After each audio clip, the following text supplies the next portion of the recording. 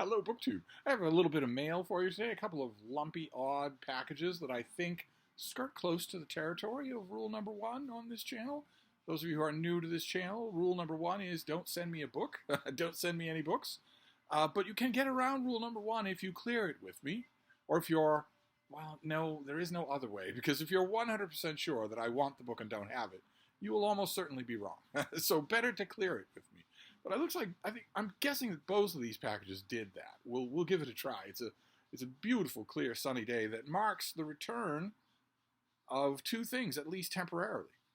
And they're connected with each other. The first one is the return of summer, of extremely temperate weather, that feels regular, that doesn't feel like a weird exception in December, but that feels like it's got staying power. Today it got almost, I think, to 70 degrees Fahrenheit in Boston.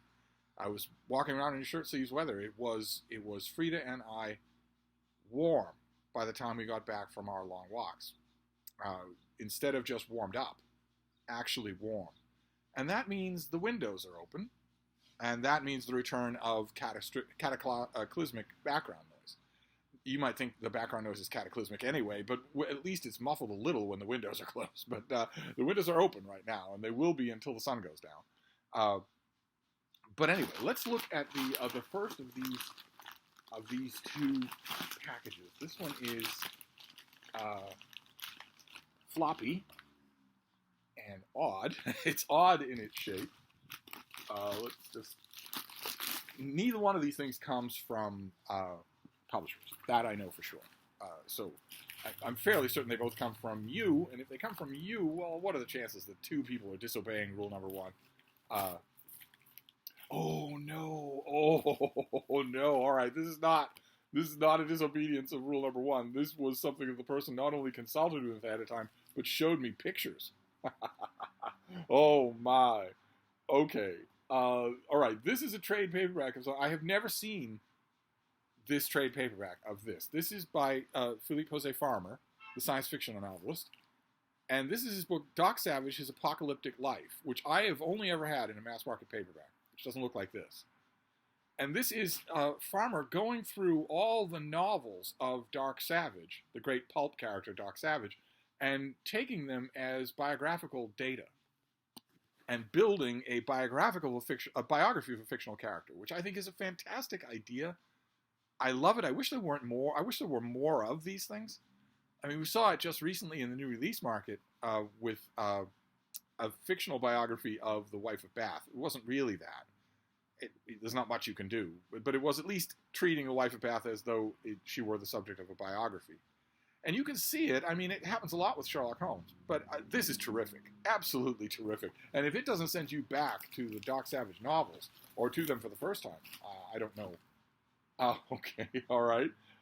This one I have as a mass market paperback, but I don't have this. This trade paperback is bound to hold up better.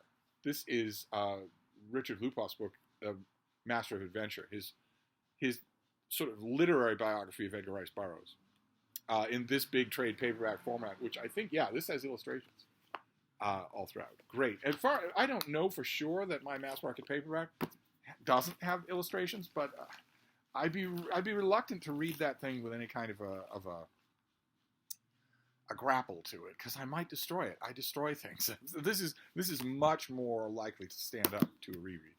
What else have we got here?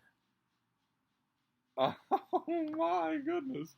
Okay, this one I have not read. This is by Brian Murphy, and it is Flame and Crimson, A History of Sword and Sorcery. How wonderful.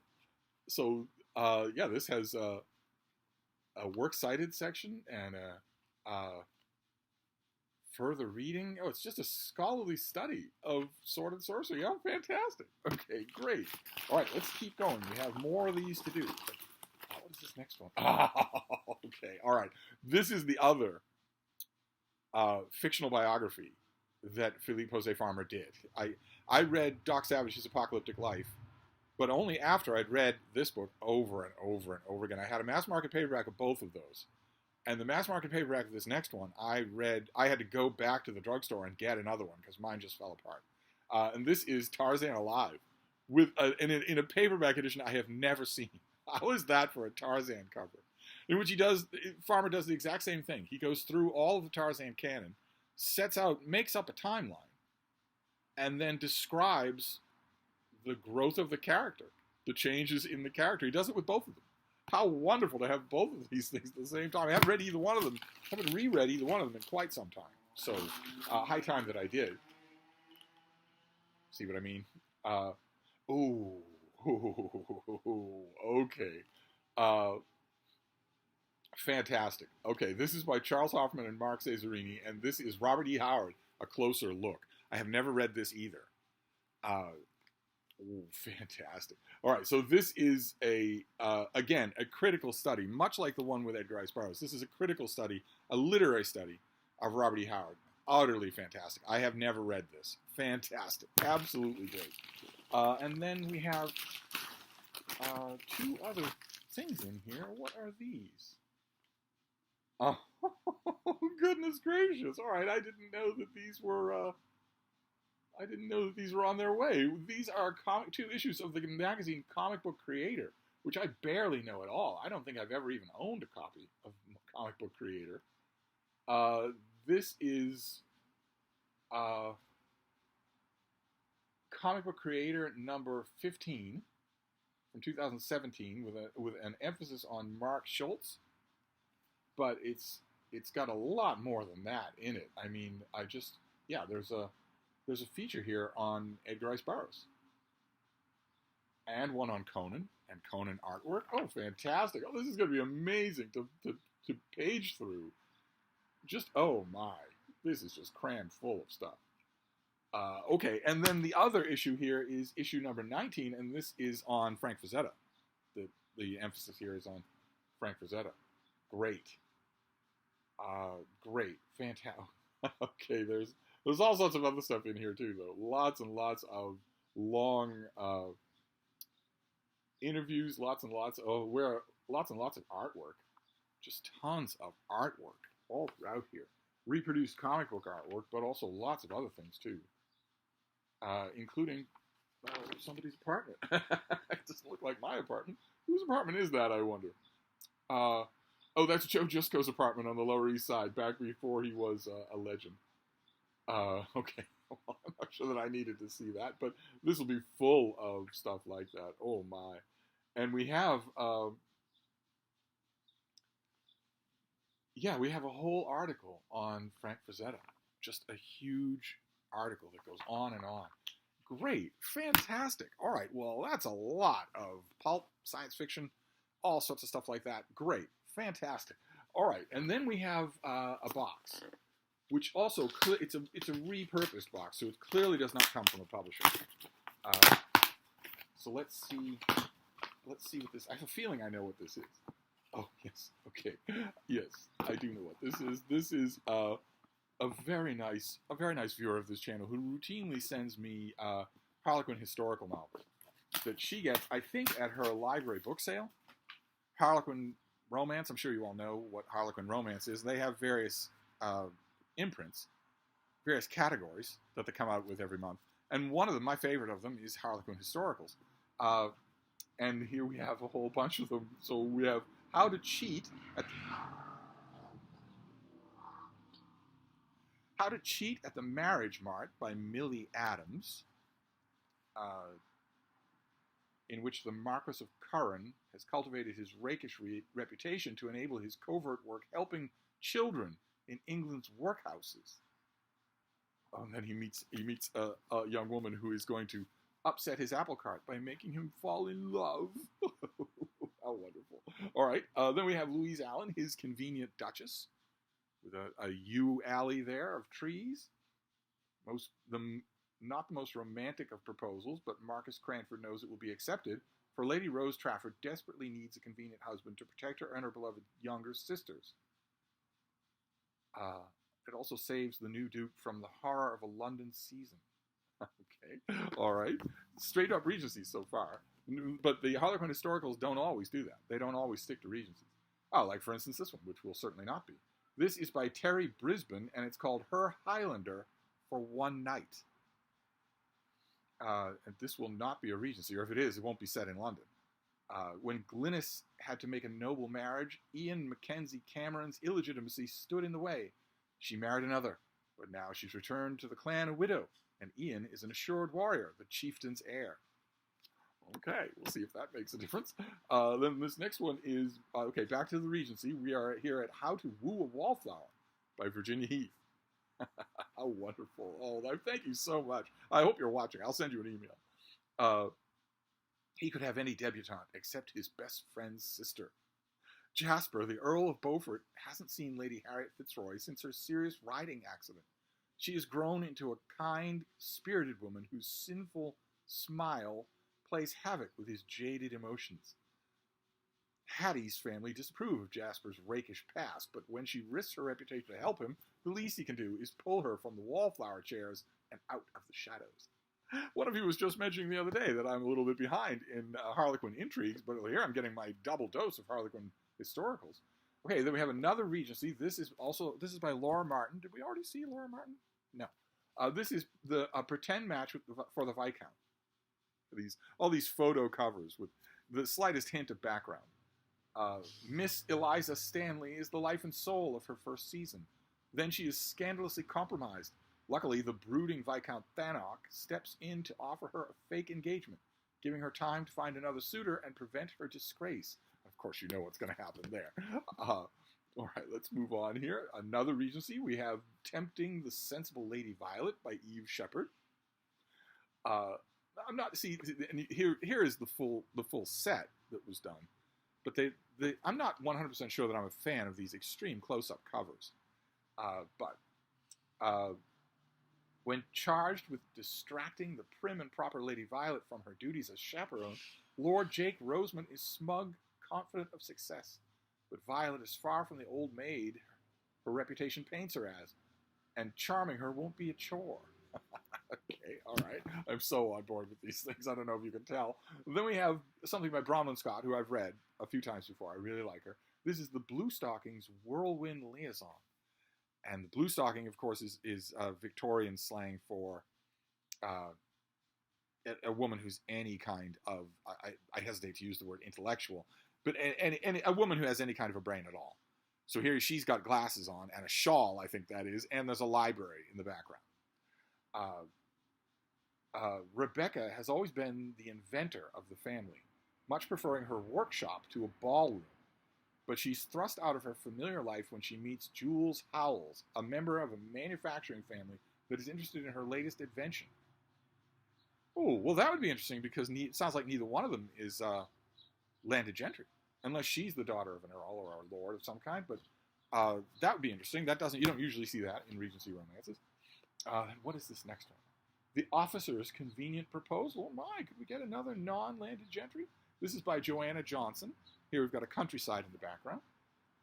Returning from battle, that I assume would be Waterloo, Officer Jonah Grant is shocked to find his frail sister abandoned by her husband and their life savings squandered, which is why a chance encounter with a wealthy independent neighbor, Francis, feels like fate.